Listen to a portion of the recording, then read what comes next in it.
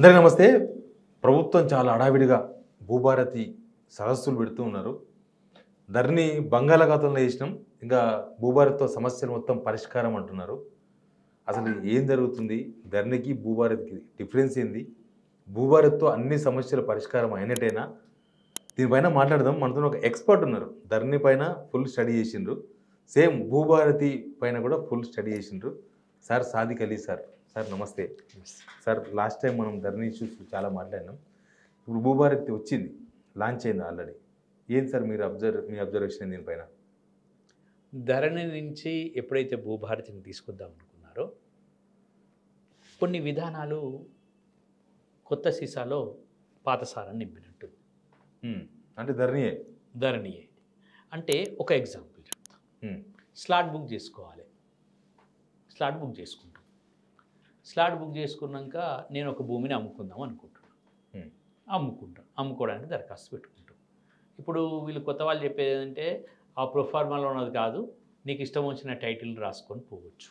అంటే మనము మీరు నాకు అమ్ముతుండ్రు కదా, లేకపోతే నేను మీకు అమ్ముతున్నప్పుడు కావాల్సినవన్నీ రాసుకొని ఇదే దాంట్లో అప్లోడ్ చేయొచ్చు. మళ్ళీ దీన్ని వెరిఫై చేయాలి.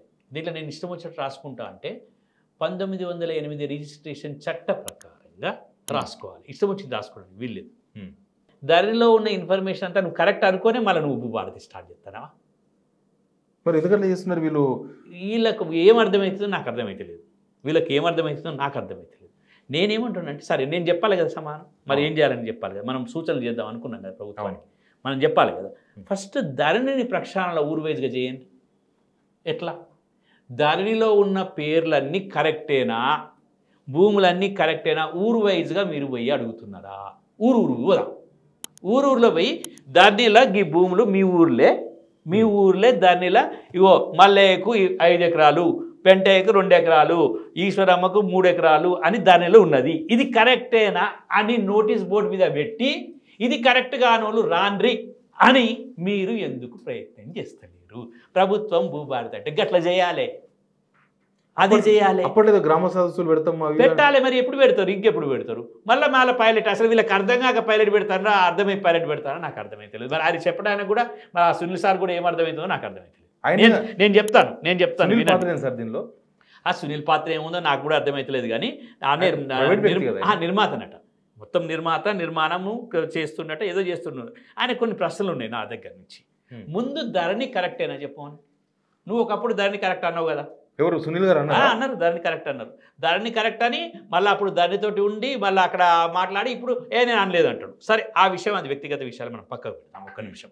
ఇప్పుడు నేను అడుగుతున్నా, ధరణిలో తప్పులు ఉన్నాయి కదా, ధరణిలో తప్పులు నేను ఒప్పుకుంటున్నాను కదా, ధరణిలో తప్పులు ఉంటేనే కదా బంగాళాఖాతాన్ని కలిపేది, అంతే కదా. మరి ధరణి తప్పులను ఎప్పుడు సరి చేస్తారు? ఇంకా ధరణి ఇక్కడ ఉంది సార్, అయిపోయా కదా. అయ్యో నేను అట్లా, ధరణి ఉంది సార్, ధరణి ఆత్మ ఉంది. అదే సార్, ధరణిలో ఉన్న రికార్డులన్నీ నువ్వు ధరణి అనే పేరు మాత్రమే తీసేసినావు సార్. ధరణి పేరు మార్చి ఓన్లీ భూభారతి అని పెట్టినావు. ధరణిలో ఉన్న రికార్డులన్నీ మార్చినావా నువ్వు? ధరణిలో ఉన్న పేర్లు నా పేరు రాలేదు అన్నది మార్చినావా? మారడానికి టైం పడుతుంది కదా. నేనేమంటున్నా అంటే ఊరికి పోవాలి, ఊర్లే ధరణిలో గివ్ ఉన్నాయి, ధరణి ప్రకారంగా భూముల రికార్డు గిట్లున్నది, ఇది కరెక్టా తప్ప వెరిఫై చేసి ఎంతమందికి కరెక్ట్ ఉన్నది, ఎంతమందికి తప్పు ఉన్నది. ఎందుకు సార్ అప్పట్లో ఒకటి ధరణి మీద ఒక కమిటీ ఇచ్చారు కదా కోదండరెడ్డి గారి, ఆ కమిటీ రిపోర్ట్ ఏది? ఆ కమిటీ రిపోర్ట్ ఏది అడుగుతున్నా. సునీల్ గారు రిపోర్ట్ ఏదండి? కోదండరెడ్డి గారు రిపోర్ట్ ఎక్కడ ఉందండి? మినిస్టర్ గారు, రెవెన్యూ మినిస్టర్ గారు రిపోర్ట్ చూపించండి. రిపోర్టు ధరణి రిపోర్టును బయట పెట్టండి. ప్రజాపాలన బయట పెట్టండి. రేవంత్ రెడ్డి గారు బయట పెట్టండి. ఎందుకు పెడతలేరు? మరి ఏందో నాకు కూడా ఏం అర్థమవుతలేదు. అంటే సర్దుకుంటుందా ఏమవుతుందండి నాకు అర్థం కాదు. పార్టీలు పక్కా పెట్టండి, ప్రజల్ని ముందు తీసుకుందాం. మీ ధరణి ఏం చెప్పింది? ధరణి కమిటీలో ఎంతమంది ఉంటారు?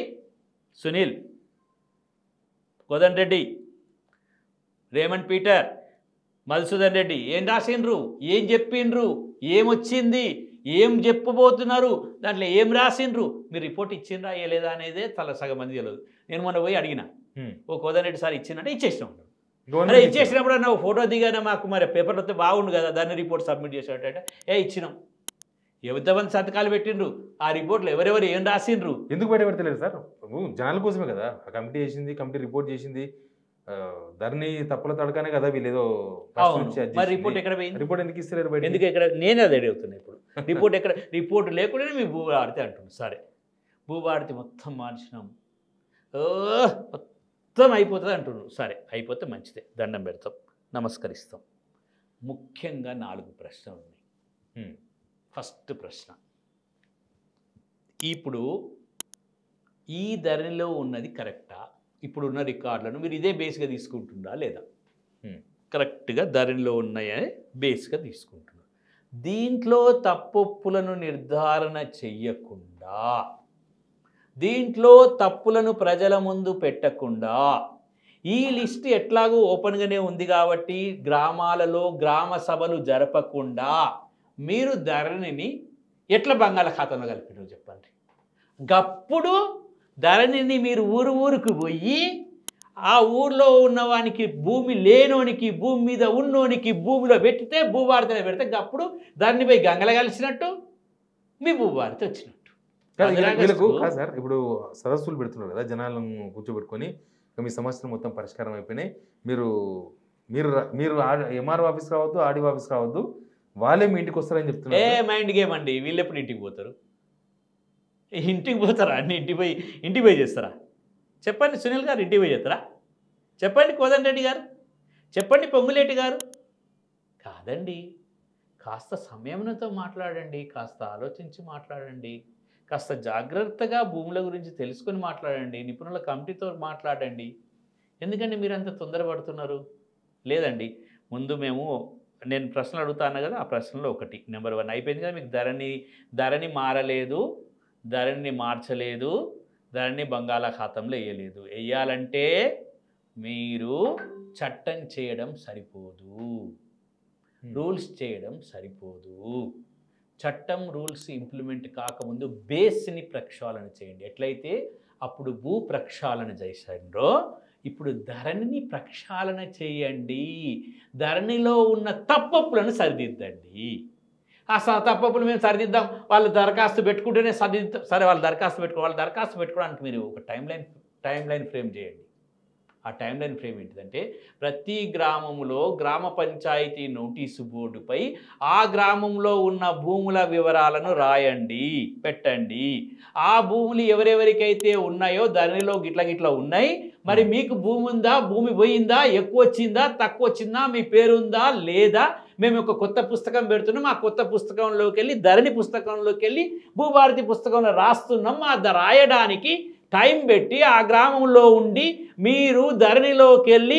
భూభారతి పుస్తకాన్ని తయారు చేస్తేనే భూభారతి తయారైనట్టు మళ్ళీ ప్రజల మీదకి నెట్టకండి భూభారతిని అట్లా తయారు చేయండి ప్రభుత్వమా మీరు అట్లా తయారు చేయండి మీకు ఎవరు చెప్తున్నారో నాకు అర్థమైతే లేదు గ్రామానికి ఓన్రి ఇప్పుడు కలెక్టర్లకు ఎంఆర్ఓ అందరికీ అయిపోయినాయి సార్ ట్రైనింగ్ సెషన్ అయిపోయి ఏమంటున్నారంటే ఇప్పుడు ఇట్లా పోయి తయారు చేయడానికి చట్టం ఉండాలి కదా అంటారు ఇప్పుడు నేను ఇంత చెప్పినందుకు మరి మార్చే అధికారం ఉండాలి కదా అంటారు ఇప్పుడు వచ్చింది ఆ మార్చే అధికారం వచ్చింది చట్టం చేసిండ్రు ఇప్పుడు వచ్చింది ఏం చట్టం వచ్చింది దాంట్లో ధరణిలో ఉన్న వాటిని మార్చే అధికారం తహసీల్దార్కు ఉన్నది దరఖాస్తు పెట్టుకుంటే చూసి మారుస్తాడు అంటుండ్రు ఇంకేమంటుండ్రు లైసెన్సియేటెడ్ సర్వేయర్స్ అన్నారు ఇంకేం ఏది అది మీరే చెప్తాను వచ్చేటప్పుడు టైం అవుతుంది మరి ఈ పండుగలేంది నాకు అర్థం కాదు అనేక పండుగలు పెట్టరా అండి ఎందుకోసం పెడుతుంది నాకు అర్థం కాదు వాళ్ళకి లైసెన్సియేటెడ్ సర్వేయర్ రాకముందు వాళ్ళకి చెప్పుడు ఎందుకు మళ్ళీ విఆర్ఓ లేరండి విఆర్ఓలు రాకముందు ఏంది ఇదంతా విఆర్ఓలను తొందరగా పెట్టండి లైసెన్సియేటెడ్ సర్వేయర్లు పెట్టండి ఇప్పటికి ఎన్ని రోజులు అయింది ధరణి కమిటీ వేసి గత సంవత్సరం జనవరిలో వేసిండ్రు మొన్న జనవరికి 12 నెలలు అయింది 12 నెలల తర్వాత ఇప్పుడు ఏప్రిల్ 4 నెలలు మొత్తం 16 నెలలు అయింది 16 నెలలు ఇంత జాప్యమా మీరు చేసింది ఏదో నాకు అర్థం కాలే అప్పుడు 1971 అది పట్టాదారు పాస్బుక్ యాక్ట్లో ఉన్నాయో రాసిండ్రు అంతకంటే ఎక్కువ కొత్త విషయాలు ఏం రాసిండ్రు చెప్పండి సరే మొన్న సునీల్ గారు మాట్లాడితే విన్నా నేను ఇప్పుడు ఇంట్లో పెదాన్ని చచ్చిపోతే ఆస్తులు వాళ్ళ వారసులకు ట్రాన్స్ఫర్ చేయాలి దానికోసమని చాలా ఇబ్బందులు అవుతున్నాయి 4 అన్నదమ్ములు ఉంటే 2 చేసుకుంటున్నారు మేనేజ్ చేసేసుకొని అట్లా కాకుండా ఎంఆర్ఓ వచ్చి పరిశీలించి 30 రోజులు రిపోర్ట్ ఇస్తే 30 రోజుల రిపోర్ట్ ఇవ్వకపోతే ఆటోమేటిక్గా అది అయిపోతుంది కదా ఏముందల్లా అది ఎంత ఇప్పుడు చూడండి, మళ్ళీ ఆడియోకి అధికారాలు ఇస్తాను దాని విషయంలో. మరి ఎంఆర్ఓ 30 రోజులు, 30 రోజులల్లా ఏంది 30 రోజులు అర్థం కాలే. ఒక విషయం ఏమంటాం, ధరణిలోనేమో ఇంతకుముందు ధరణేమో 15 నిమిషాలల్లో అయిపోయేది. ఏంది వీడు దరఖాస్తు పెట్టేది, వాడు దరఖాస్తు పెట్టి జైంట్గా ఒక అఫిడవిట్ ఇచ్చేది. జాయింట్ అఫిడవిట్ అందరు ఇవ్వాలి. యాక్చువల్గా అసలు సునీల్ చెప్పేది తప్పు. జాయింట్ అగ్రిమెంట్ అందరు కుటుంబ సభ్యుల్లోనే అందరు ఇస్తేనే జాయింట్ అగ్రిమెంట్ అవుతుంది. జాయింట్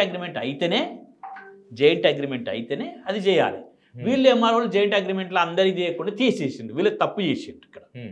కాబట్టి సరే అది తప్పు అనుకుందాం కొద్దిసేపు, రైట్. దాన్ని మనం తప్పు అనుకునే కదా ఆ రోజు మేము ఊర్లలో పడి ఊరికి తిరిగి మరి అందరికీ తెలుసుకొని మేము చెప్పినాం కదా. ఫస్ట్ ఎవరు సునీల్ గారు వేయరా ఊరికి? చెప్పండి సునీల్ గారు, మీరు ఏమన్నా ఊరికి పోయి తెలుసుకున్నారా దాని గురించి? లేదే, మేము పోయినాం. సరే ఎవరు పోతే ఏమున్నది కానీ చెప్పండి మరి విషయం. కాబట్టి మేమేమడుగుతున్నామంటే ఈ ఆర్డీఓకు మళ్ళీ ఆర్డీఓకు పనులు పెడుతున్నారు. అయితే ఇప్పుడు గ్రామంలో నేనేం చేయాలి? గ్రామంలో సునీల్ గారు వినండి, సునీల్ గారు మీరు ప్రత్యేకంగా నా మాట వినాలి, నా మాటకు మీరు సమాధానం చెప్పాలి. ఇప్పుడు గ్రామంలో నేనున్నా, ఎంఆర్ఓ ఆఫీసు వాళ్ళ ఆర్డీఓ ఆఫీసు 2 ఆఫీసులు తిరగాలనా? ఈయన రిపోర్ట్ రాస్తాడు, ఆయన ఇమిటేషన్ చేస్తాడా? మళ్ళీ ఏమంటుండ్రు, కోర్టులకు సంబంధించిన కొన్నేమో ఆర్డీఓ దగ్గర అవుతాయి, కొన్నేమో ఎంఆర్ఓ దగ్గర అవుతాయి. ఏంది తమాషా అంటున్నా. ఎందుకు తమాషా అంటున్నానంటే చెప్తా, ఎందుకో చెప్తా. ఎంఆర్ఓ దగ్గరనే అన్నీ అయిపోవాలి కదా. ఇంతకుముందు ఉన్నా ఎప్పుడున్నా కూడా ఎంఆర్ఓ చేస్తే మళ్ళీ దాని మీద నేను అప్పీలు పోతా, మళ్ళీ ఎంఆర్ఓ దాని మళ్ళీ నేను అప్పీలు పోవడా అని చెప్పడం. లాస్ట్ మనం దాన్ని అప్పుడు మాట్లాడినప్పుడు సర్వే నెంబర్లో ఉండాల్సిన భూమి కన్నా పేపర్ల మీద ఎక్కువ భూమి ఉంది. ఫలానా సర్వే నెంబర్లో 20 ఎకరాల భూమి ఉండాలి సార్, తీరా చూస్తే 20. అది మీరు కొద్దిగా ఆ ప్రశ్న దాన్ని మా సునీల్ గారిని అడగాలి. అది సెట్ అవుతుందా ఇప్పుడు? కదా, కొద్దిగా సునీల్ గారిని అడుగుదాం ఈ ప్రశ్న. నేను అడగమంటే నేను అడుగుతాను, అడగండి. నన్ను అడగమంటున్నాను. సునీల్ గారు, అసలు భూమి అట గింత ఉందట, ధరణిలో గింత ఉందట. సునీల్ గారు, అసలు భూమి అట గింత ఉందట, ధరణిలో గింత ఉందట. మరి గింత ఎట్లయింది? అది సరిచేయరా? అది విషయం తెలుసా మీకు? మీరు ఇప్పుడు భూమి మొత్తం చెప్తారు కాబట్టి నేను సునీల్ని టార్గెట్ చేయట్లేదండి. సునీల్ గారు మిమ్మల్ని టార్గెట్ చేయట్లేదు, వాస్తవాలను మనం టార్గెట్ చేస్తున్నాం. మనం ప్రజలకి నిజాలు చెప్పాలి, నిజాలను మనం టార్గెట్ చేస్తున్నాం. అసలు సునీల్ ఎవరు sir? Sunil government authorised person ఏం కాదు. గవర్నమెంట్లో చాలా మంది. సరేలేండి, సునీల్ భూమి గురించి తెలుసుకున్న వ్యక్తి అట అని మీరు సునీల్ అంటారు కాబట్టి అడుగుతున్నా. అంటే నేను ఎందుకు అంటున్నా సునీల్ గారిని టార్గెట్ చేస్తున్నా అంటే, ఆయన నల్సార్ యూనివర్సిటీలో అవును, ఆయనే సూత్రధారి. మా మినిస్టర్ గారు చెప్తున్నప్పుడు ఈ యాక్ట్కి సూత్రధారి పాత్రధారి అన్నప్పుడు నేను చెప్తున్నా. ఇంకొక ముఖ్యమైన విషయం, కోదండ రెడ్డి గారికి కానీ సునీల్ గారికి కానీ రేమండ్ పీటర్ కానీ మధుసూదన్ రెడ్డి గారికి కానీ మేము ఒక ప్రశ్న పెడుతున్నాం. మీరేం రిపోర్ట్ ఇచ్చినా చెప్పరా మాకు? అసలు గవర్నమెంట్కు సరే చెప్పలేదు, వాళ్ళకి రిపోర్ట్ ఇచ్చింది, అసలు ఏం జరిగింది? అసలు ఎందుకు దాన్ని దాచిపెడుతుండ్రు? అసలు ఏమైంది? అవును, ఇంకో ముఖ్యమైన విషయము, మన నవీన్ మిట్టల్ అట్లనే ఉన్నాడు ఎందుకు? నవీన్ మిట్టల్ ఎందుకున్నారు సార్? మరి ఆ విషయం ఏం చెప్తలేరు? ఎందుకున్నారు ఆయన అంతకుముందు? మరి ఇవన్నీ చెప్పకుండానే మార్చడము, చేసినాము, అది చేసినాము, ఇది చేసినాము. నవీన్ మిట్టల్ ఏం చేయలేదా?